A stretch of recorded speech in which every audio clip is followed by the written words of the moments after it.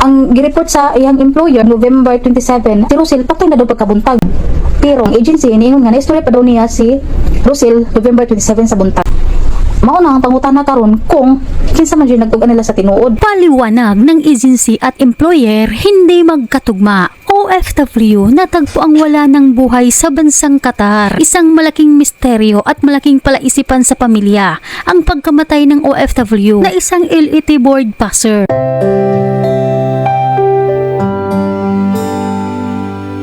Siya si Rosel Cauba, bunso sa magkakapatid, Tubong Danau, Bohol, isang board passer teacher na nakipagsapalaran sa bansang Qatar. Habang hinihintay niya ang kanyang DepEd item, matapang niyang hinarap ang hamon ng buhay na masukan siya bilang kasambahay sa bansang Qatar. Pauwi na sana ito sa Pilipinas ngayon darating na January 2026 dahil sa matatapos na ang kanyang 2 taong kontrata at plano na sana nilang magpakasal ng kanyang kasintahan. Pero sa kasamaang palad, natagpo ang wala ng buhay si Rosel dahil sa naaksidente daw di umano ito, nahulog sa hagdanan. Pero duda ang pamilya na may foul play sa likod ng pagkamatay ni Rosel dahil ayon sa salaysay ng kaibigan na sinabi mismo ng kapatid, November 26, 2025, nakausap pa daw ng kapatid si Rosel at naramdaman daw ng kapatid na hindi okay ang boses ni Rosel kasi nang tumawag daw ang kapatid,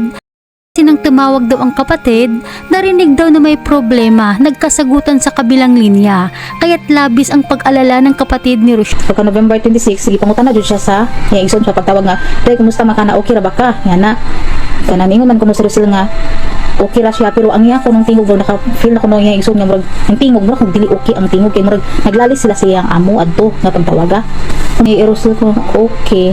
niya wala na lang kuno pud mo tawag iya igsoon na to time kay kanang ingon og okay, pero wala siya gula kung may luna bag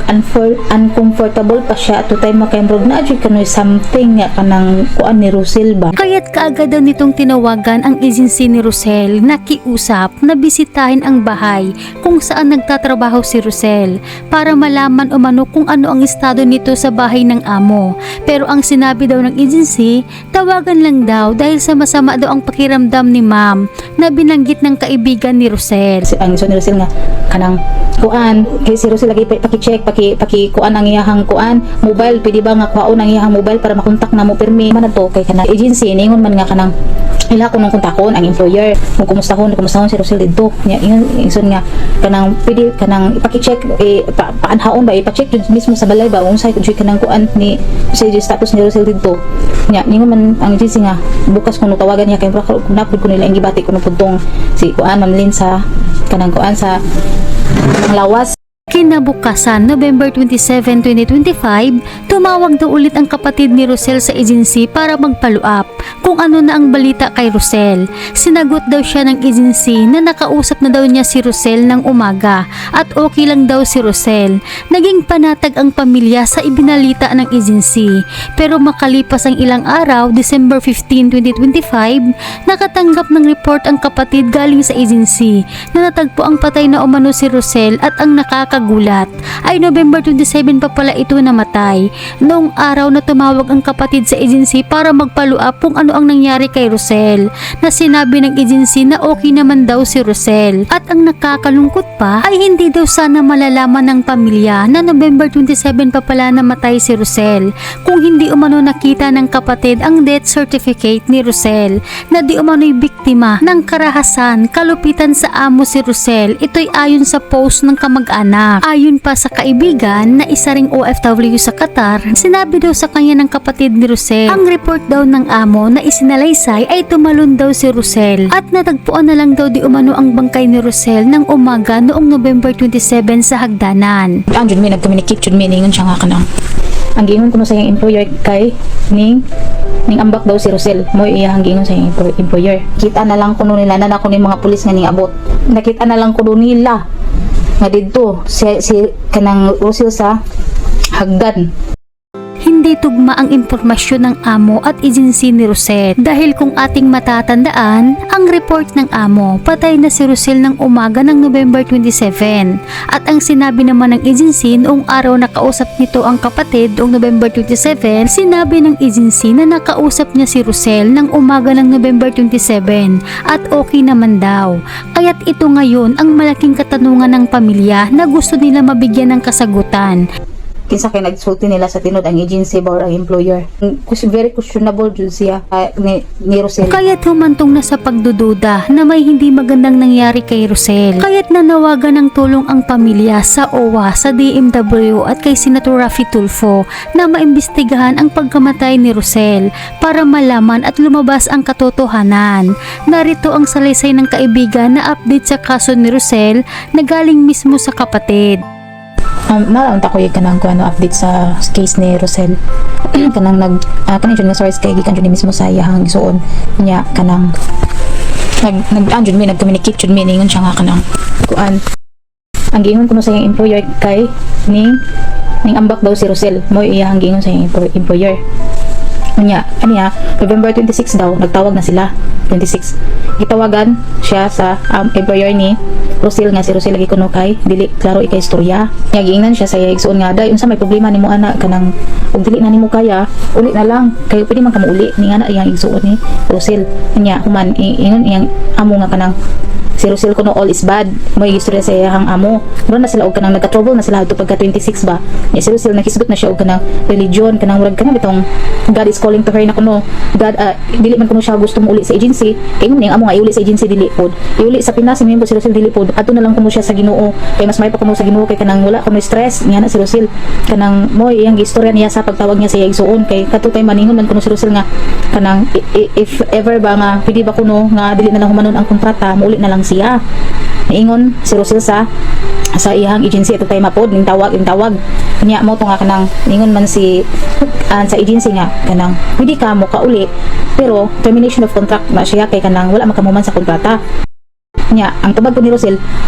sige ana man kuno si Rosel sobot pasabot pag iapat ng gihuna-una kung tayo mga kanang mo uli ba siya or di ba siya muman kontrata or kanang humanon ba niya kay gamay naman lang kulang nya humanan to pagka November 26 sige pangutan na jud siya sa igsoon sa pagtawag nga tay kumusta makana okay ra ba ka yana kanang ningon man kuno si Rosel nga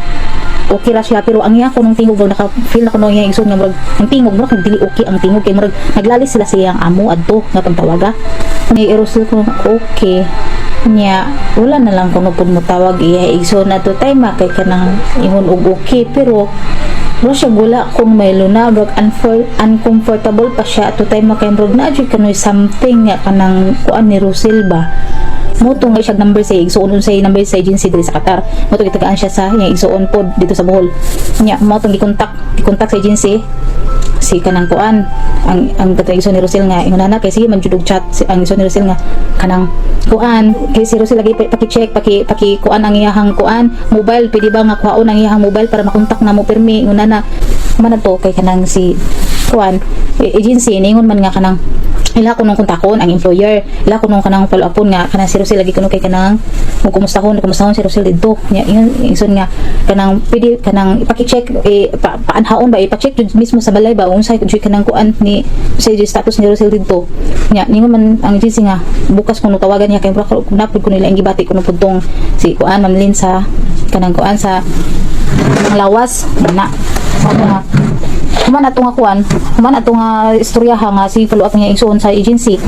wala jud nakabalo niya igsoon nga unsa na resulta kay wala naman pud mo tawag ang employer niya og balik nya pag November 27 ang gitawagan na pud niya agency daw nga kanang gikumusta na po si Rosel og adto ba ningon man kuno nga okay ra daw si Rosel na istorya pa kuno niya pagkabuntag nya human to report na ang agency karon lang bag-o pa na si Rosel patay na pero ang gireport sa iyang employer November 27 si Rosel patay na daw pagkabuntag mao na ang pangutana karon kung kinsa man jud nagtugan nila sa tinuod kay ang agency iniingon nga na istorya pa daw niya si Rosel November 27 sa buntag pero ang employer sad ang balita sa iyang employer nga si Rosel patay na daw pagka 27 sa buntag nakita na lang kuno nila nga didto si kanang Rosel sa hagdan di ba bro bitaw ka nang strange kayo ang mga pahitabo kay wala kakabalo unsa man jud tinuod ang kanang very questionable jud siya hitabo nilang duha ay nila sa ni Rosel kinsa kay nagsulti nila sa tinud ang agency ba ang employer kay 27 sa buntag namatay na daw si Rosel unya buot pasabot nara to sa mga 26 ba sa gabi untag daw nakita na lang kuno nila na kuno mga pulis nga ning abot nya ang giistorya pud sa kaning kuan agency nga 27 sa buntag na istorya pa daw nila okay ra daw si Rosel nya karon nga December na mo pagpahibaw sa employer nga patay na si Rosel unsa man jud tinuod ana karuha ko na ninyo unsa naman taon ni Hindi pa rin pala talaga nasusunod ng ibang agency yung sinabi ni Senator Raffy Tulfo na i-monitor ang mga OFWs, lalo na ang mga nagtatrabaho sa bahay na tawagan kahit 3 beses sa isang buwan o kaya ay puntahan personal para malaman sana ang kalagayan na kung inabuso ay kunin sa amo. Gaya nitong si Kabayan na kinuha ang kanyang cellphone. Maling-mali ang ginawa ng amo, labag sa batas ang ginawa niya. Wala siyang karapatan na kunin ang personal na gamit ni Kabayan gaya ng kanyang cellphone dahil ito'y paglabag sa karapatang pangtao at pag-aari at may batas sa Pilipinas tulad ng batas ng karapatang pangtao at DMW regulation na nagproprotekta sa mga OFWs laban sa ganitong pang-aabuso. Kaya ang tanging sigaw ng pamilya ay hustisya at managot ang dapat na managot na sana'y makamit ni Kabayan ang hustisya kung may ginawang hindi maganda ang amo niya.